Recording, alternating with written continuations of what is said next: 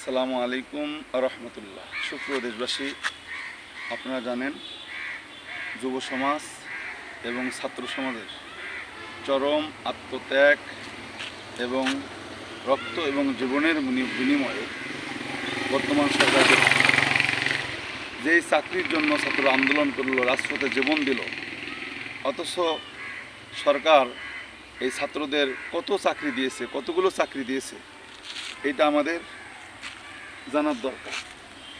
আমরা উল্লেখযোগ্য হারে কোনো চাকরি দিয়েছে এই সরকার যুব সমাজকে, আমরা এখনও আমাদের সেটা চোখের সামনে প্রতীয়মান হয়নি।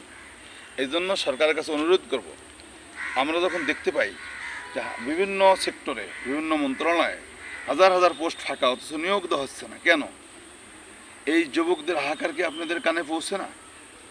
তারা যে গরিব অসহায় কত কষ্ট করে লেখাপড়া শেষ করছে চাকরির আশায়, এখন অথচ আপনারা চাকরি দিচ্ছেন না, নিয়োগ দিচ্ছেন না কেন? এটা কি আল্লাহ পাক কি আপনাদেরকে ছাড়বে? ইচ্ছা করে আপনাদের কষ্ট দিচ্ছেন। আমি বিশেষভাবে উল্লেখ করতে চাই, আমি ইসলামী ফাউন্ডেশন এবং ইসলামী ইমাম প্রশিক্ষণ একাডেমি খোঁজ নিয়ে দেখলাম, এখানেও হাজার হাজার পোস্ট ফাঁকি, অথচ মাদ্রাসার ছাত্ররা চাকরি থেকে বঞ্চিত।